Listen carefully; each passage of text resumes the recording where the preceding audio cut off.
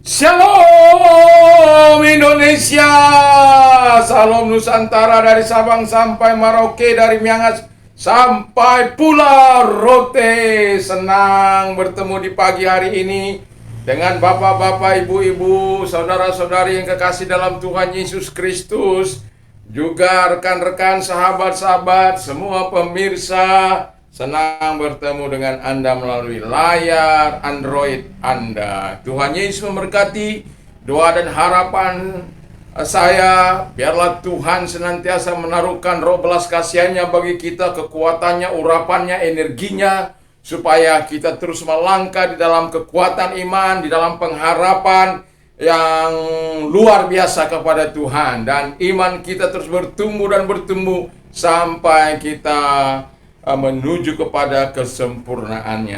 Puji nama Tuhan. Di pagi hari ini saya akan menyampaikan firman Allah dari masih dalam Kolose, kitab Kolose yang terdapat di dalam Kolose 3 ayat 12 sampai dengan 14. Demikian bunyi firman Allah. Karena itu sebagai orang pilihan Allah yang telah dikuduskan dan dikasihi, kenakanlah belas kasihan, kemurahan, kerendahan hati, kelemah lembutan dan kesabaran.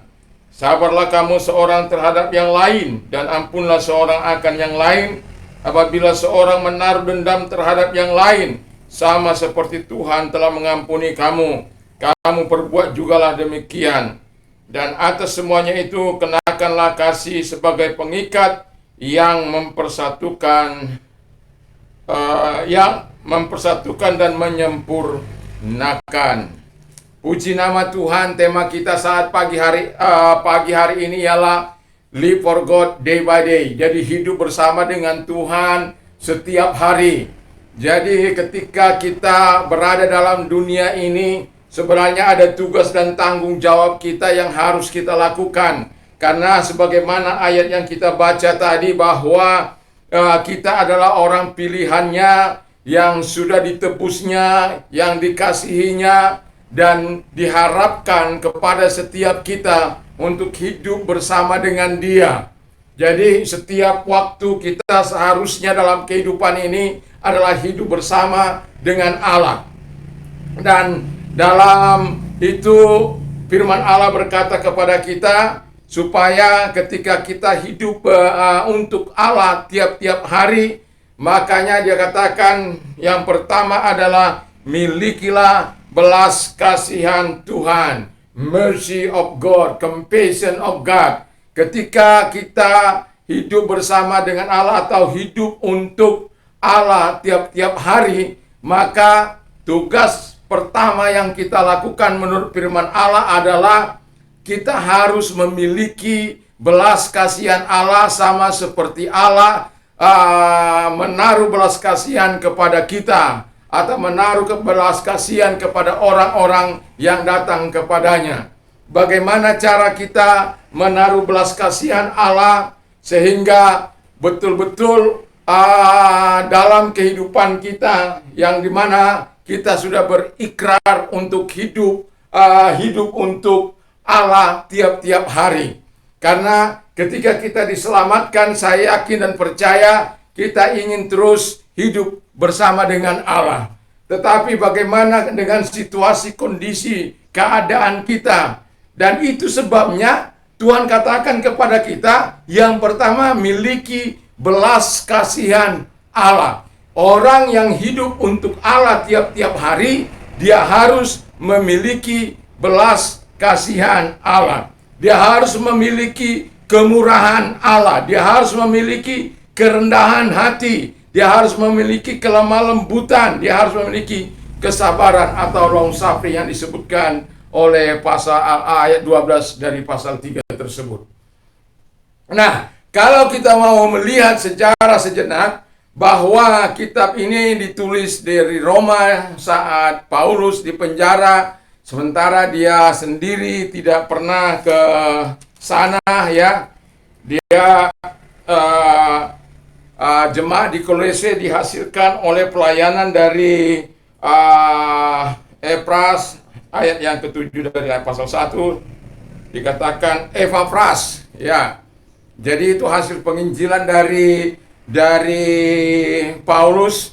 Dan ketika dia mendengar dari Epapras bahwa jemaat itu mengasihi Tuhan, tetapi kemudian juga ada masalah yang sangat luar biasa, yaitu pengajaran-pengajaran yang tidak sesuai dengan firman Allah, pengajaran-pengajaran yang bertentangan dengan firman Allah. Sinkritisme terjadi di tengah-tengah gereja Tuhan, dan itu sebabnya ketika dia mendengarkan itu, dia menuliskan surat kepada jemaat di Kolose supaya mereka hidup tiap-tiap hari itu harus memiliki belas kasihan, di mana belas kasihan ini akan membuat kita memiliki perhitungan terhadap apa yang kita kerjakan, apa yang kita perbuat. Dan ketika kita mengatakan kita hidup untuk Allah, kita harus rela memerangi segala ajaran-ajaran yang tidak sehat. Seperti firman Allah katakan, filsafat, sinkritisme, filosofi yang kosong, ajaran tradisi nenek moyang, dan juga prinsip-prinsip dunia yang ditanamkan di dalam gereja Tuhan. Dan Paulus mengatakan kepada jemaat di Kolose supaya mereka menghindari itu. Mereka hanya disuruh untuk mengikut Tuhan, mengikut Yesus, dan menolong orang-orang yang ada di sekitarnya yang belum mengerti akan kebenaran firman Allah, supaya mengajar mereka dengan penuh belas kasihan, menuntun mereka supaya mereka terbebas dari pengajaran-pengajaran sesat tersebut atau guru-guru palsu tersebut.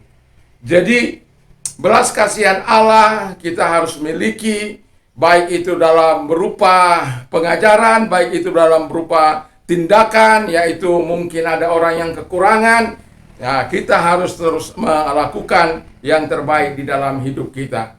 Ketika Tuhan masih memberikan sesuatu kepada kita, mampukah kita terus memberkati orang lain? Seperti saya pernah sudah katakan, bahwa orang sebebas-bebasnya boleh mengambil air di tempat saya, mencuci motornya di tempat saya, tidak pernah ada masalah, ya. Itu karena memang ada keran khusus dari luar yang boleh masyarakat gunakan. Kadangkala mereka mengangkutnya dengan mobil pickup itu yang diisi dengan ember-ember dan jerigen. Saya tidak pernah masalahkan selama itu dipakai mereka untuk sesuatu yang berguna bagi mereka.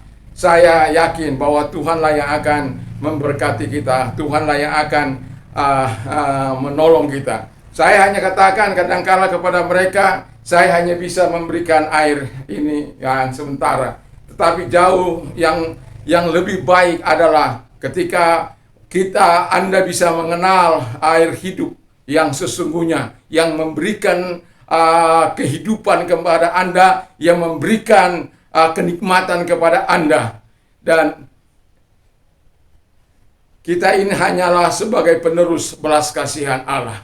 Saya tidak bisa mengubah siapapun, tidak juga bisa mengubah anak saya, tidak juga bisa mengubah orang lain, tetapi setidak-tidaknya dengan saya hidup untuk Allah setiap hari, saya yang harus berubah. Sayalah yang harus melakukan sesuatu yang sesuai dengan kehendak Allah, yang sesuai dengan belas kasihan Allah. Saya di rumah membiasakan diri ya dalam mengepel rumah atau juga menyuci, itu udah kewajiban saya sejak saya menikah dengan istri saya, ya. Sampai sekarang saya masih tetap, dulu pernah ada yang menolong tetapi mereka sering mengambil ya. Nah, itu sebabnya saya katakan sudah, saya masih bisa melakukannya. Jadi coba Anda bisa bayangkan kalau istri saya menyetrika, dia mencuci, dia memasak, dia belanja. Wah, itu namanya saya sebagai suami ya tidak elok lah ya. Tetapi dia memasak, saya mencuci, menyetrika, dan mengepel rumah, yang khususnya di atas, yang di bawah itu anak-anak saya. Kalau hari Minggu mereka yang Sabtu seperti ini, Sabtu mereka yang mengerjakan. Ya, Puji nama Tuhan. Jadi yang mau saya katakan adalah kalau kita hidup untuk Allah setiap hari, belas kasihan Allah harus kita miliki. Yang kedua, let Lord guide your life. Biarkan kasih Tuhan menuntun kehidupan kita. Sehingga pengampunan sebagaimana yang diharapkan oleh Tuhan. Dalam pergaulan ini pasti ada orang yang kadangkala menyakiti kita. Kita menolong mereka, tapi mereka lebih keras, ya. Lalu memaki-maki kita, mencaci maki kita. Dan kalau kita tidak memiliki roh pengampunan atau memiliki belas kasihan Allah atau tidak memiliki kasih Tuhan yang menuntun hidup kita, kita akan membenci mereka habis-habisan. Dan yang mau saya katakan adalah bahwa saya sendiri pernah dikatakan, dasar kamu pendeta Lucifer, lebih baik kamu tidak menjadi pendeta, kamu apamu saja, macam-macam sudah. Tetapi ketika orang itu minta maaf, saya langsung memaafkan, nggak pernah saya mau pijak karena bagi saya ya kebenaran itu akan berbicara, itu saja. Mau dibilang apa saja, saya akan selalu berkata, kebenaran itu akan berbicara. Saya sudah menolong Anda, tetapi Anda memperlakukan seperti itu karena tidak bisa memuaskan rasa yang kamu harapkan, lalu kamu mencaci maki saya, mengatakan yang tidak baik. Itu urusanmu dengan Tuhan. Saya tidak punya hak untuk membalas, tetapi Tuhan akan membalaskan segala perbuatanmu. Dan Tuhan tidak akan pernah diam dengan apa yang kamu katakan. Dan ketika dia beberapa waktu kemudian datang, maafkan saya begini-begini, akhirnya bukan terjadi lebih baik dalam usahanya, tetapi terjadi hal yang sangat lebih buruk. Dan masih syukur dia datang. Tetapi yang mau saya katakan adalah kita harus memiliki kasih, dan kasih itulah yang menuntun hidup kita. Kita tidak pernah kompromi. Saya tidak pernah akan kompromi dengan orang-orang yang melakukan kejahatan. Siapapun itu, saya tidak akan pernah kompromi dengan orang-orang itu. Saya bersedia bersebelahan dengan siapapun kalau bersebelahan dengan Tuhan. Karena saya mau hidup untuk Tuhan tiap-tiap hari, bukan hanya sementara, tetapi tiap-tiap hari saya ingin hidup bersama dengan Dia. Lalu yang ketiga dikatakan, saya masih ingat ketika anak saya masih kecil, lalu makanannya diambil orang, ya, dimakan temannya. Lalu dia nangis, telepon mamanya, ya. Kenapa saya nggak dikasih nggak dikirim makanan? Oh sudah. Terus mamanya antar lagi ke sana, ke sekolah, ya. Terus rupanya entah bagaimana istri saya mengetahui siapa yang mengambil makanannya. Gitu. Terus pantas nggak enak, udah dimakan habis ini, tapi dia bilang nggak enak gitu. Makanan ini saya ya, pantas nggak enak. Padahal anak saya itu pernah dapat penghargaan karena makanan 4 sehat 5 sempurna.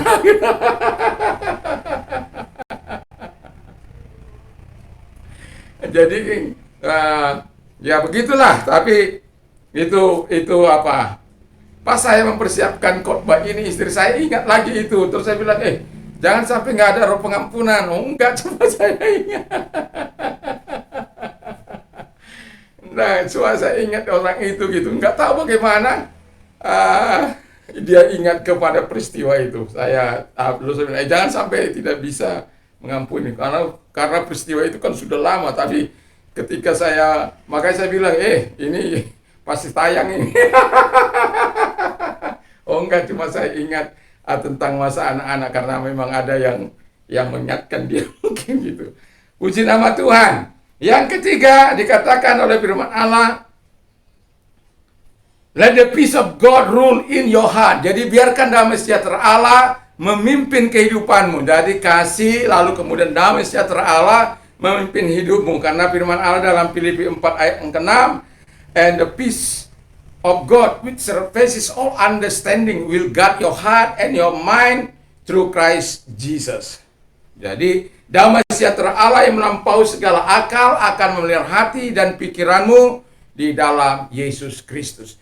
Dan ketika Dia memimpin, disitulah kita, damai sejahtera Allah ada dalam hidup kita, dan kita merasakan lawatan Tuhan. Saya yakin dan percaya ketika kita mengalami terobosan baru di dalam Tuhan, atau mengalami saat di mana kita menerima pertobatan atau mengalami lawatan Tuhan, saya yakin dan percaya bahwa setiap kita mengalami masa yang sangat-sangat tidak bisa dilukiskan dengan kata-kata, bagaimana mengalami perjumpaan dengan Tuhan, bagaimana sukacita kita, dan itulah yang terus membekas dan membawa terus arah kepada Tuhan sampai hari ini.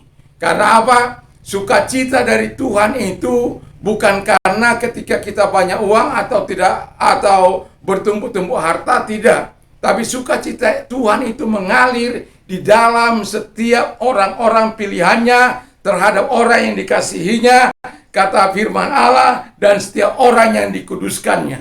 Dan itulah sebabnya, mari sebagai orang yang terus berjalan di hidup bersama atau hidup untuk Allah setiap hari, biarkanlah belas kasihan Allah memenuhi kita, biarkan kasih Tuhan menuntun kehidupan kita, biarkan damai sejahtera Allah membimbing kita, sehingga kita terus melakukan apa yang menyenangkan hati Tuhan. Jadi, Live for God Day by Day Part 1 ini, saya berharap kita di dalam pekerjaan kita, dalam keluarga kita, kita betul-betul menunjukkan kita sebagai orang yang percaya.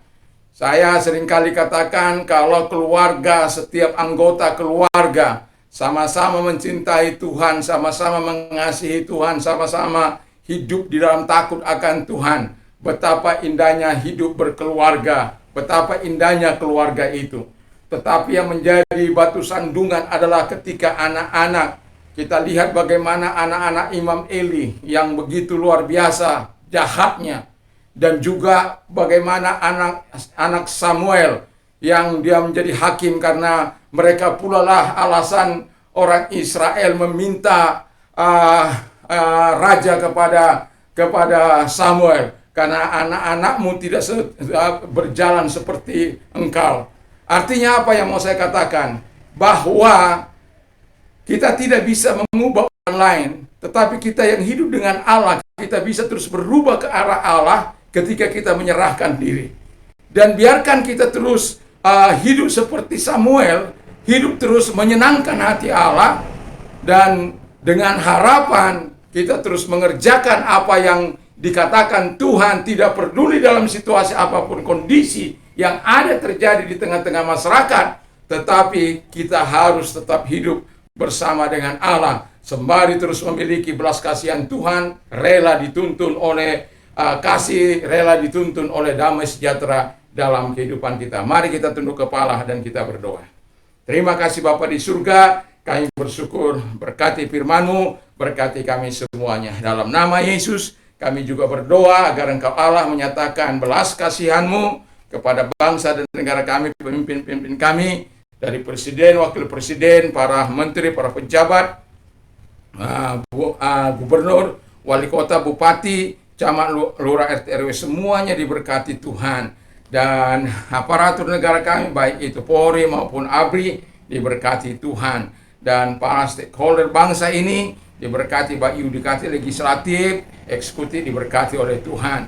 Dan kami juga berdoa agar Engkau Allah menyatakan seluruh kebaikan-Mu bagi Aras Nasional Gereja Tuhan, sehingga mereka mampu menyerahkan suara kenabian-Mu, membela hak-hak umat-Mu Tuhan, dalam menyuarakan perlakuan-perlakuan yang tidak sesuai dengan Undang-Undang Dasar 1945, di mana Undang-Undang Dasar dibawahi oleh peraturan-peraturan yang lebih rendah. Dan itulah sebabnya kami berdoa agar gereja Tuhan mampu bersuara, menyatakan suara kenabian-Mu dan juga mampu bersuara bahwa bangsa ini bukan berdasarkan agama, tetapi bangsa ini berdasarkan Pancasila, sehingga mereka yang tidak mau takluk kepada bangsa ini, kepada Pancasila, seharusnya mereka harus keluar dari bangsa ini.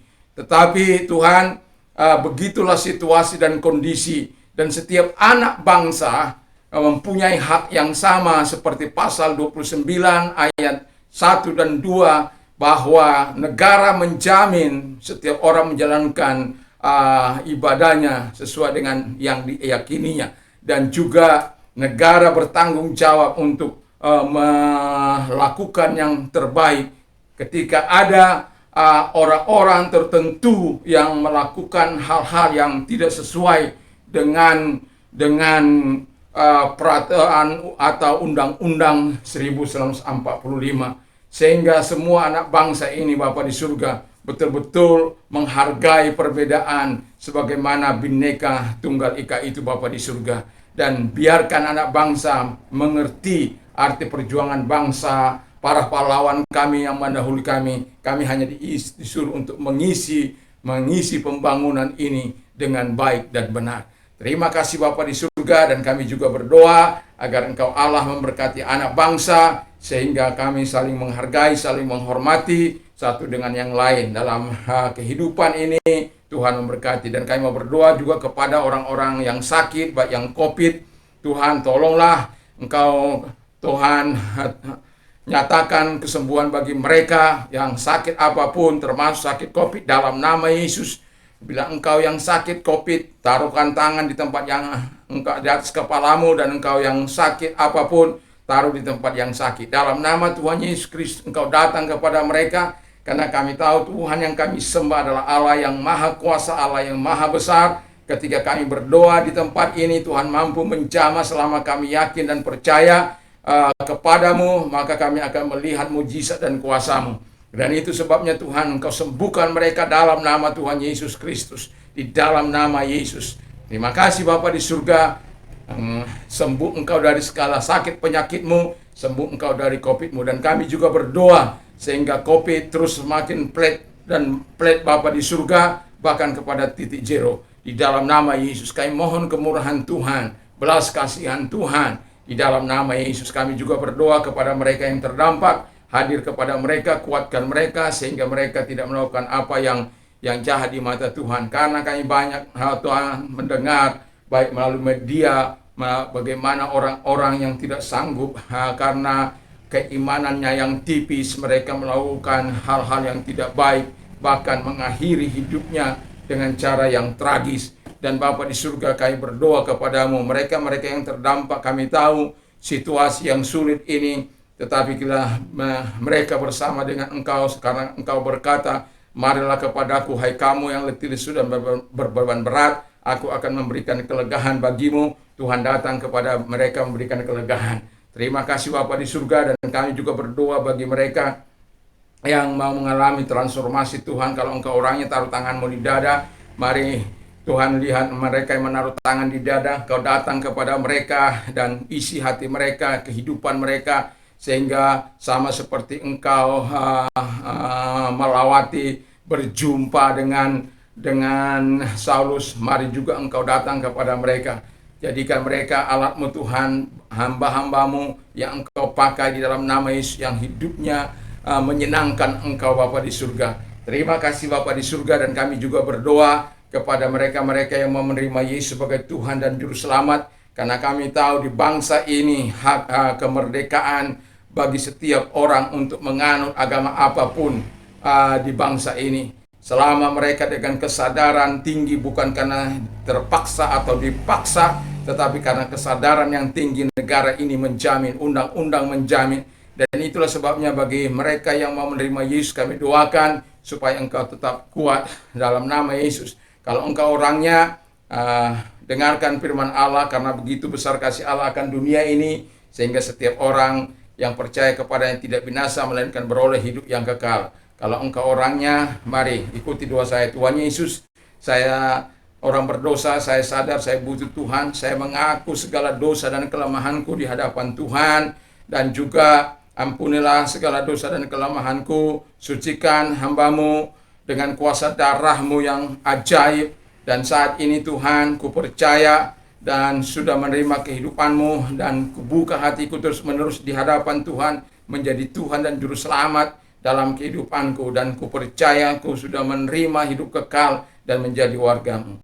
Terima kasih, kami bersyukur dalam nama Yesus. Dan juga kepada orang-orang muda, Tuhan, kami berdoa supaya mereka punya gambaran yang jelas apa yang akan mereka lakukan selama di Indonesia ini sebagai orang-orang muda. Ya, apakah mereka akan bergerak dalam bidang bisnis, atau bergerak dalam bidang pemerintahan, atau bergerak dalam bidang rohani. Mereka-mereka yang bergerak dalam bidang pemerintahan, mereka bisa meniru seperti Sadrak, Mesa, Abednego secara knowledge mereka punya, dan juga secara keimanan mereka adalah orang yang takut akan Tuhan, yang taat terhadap Tuhan. Dan ketika mereka terlibat dalam pemerintahan Nebukadnezar, mereka sangat melakukan apa yang berkenan di hati Tuhan. Terima kasih Bapa di surga. Kami juga berdoa, Tuhan Bapa di surga, kepada mereka yang mungkin bergerak dalam bidang bisnis seperti Abraham, Ishak, dan Yakub, ataupun Ayub. Tuhan, tolong mereka semuanya, sehingga orang-orang muda mereka bisa, ketika mereka diberkati, mereka tahu apa yang mereka perbuat. Dan terima kasih Bapa di surga, sebagaimana Ayub dan Abraham, Ishak, dan Yakub.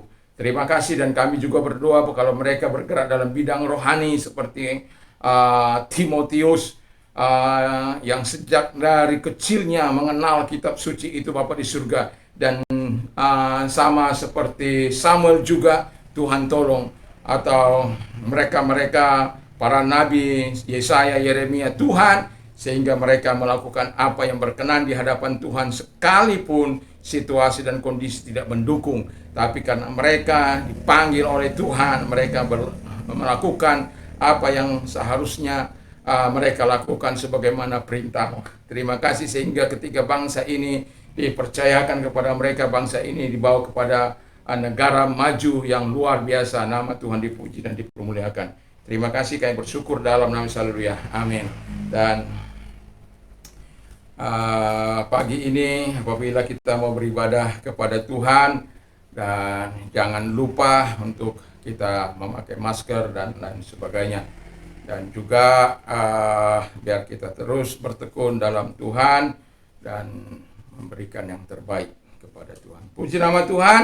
Dan saya mau katakan, damai sejahtera Allah yang melampaui segala akal akan memelihara hati dan pikiran kita dalam Kristus Yesus. Dan juga saya mau katakan kepada kita, supaya kita tetap mau mengerjakan hal-hal yang apa yang dikehendaki oleh Tuhan. Apa saja yang orang lain lakukan kepada, yang orang ingin lakukan kepada, melakukan jugalah demikian kepada mereka. Berbahagialah orang yang mendengar, menyimpan, dan melakukan firman Allah dalam hidupnya. Iman timbul dari pendengaran firman Kristus. Haleluya. Dan Allahku akan mencukupi segala kebutuhan menurut kekayaan dan kemuliaan dalam Kristus Yesus. Bersukacitalah dengan orang bersukacita, menangislah dengan orang yang menangis. Dan saya terus berdoa kepada Tuhan supaya setiap kita berkata segala perkara dapat kutanggung di dalam Dia yang memberikan kekuatan kepada. Puji nama Tuhan. Salam Indonesia, salam Nusantara. Haleluya. Amin.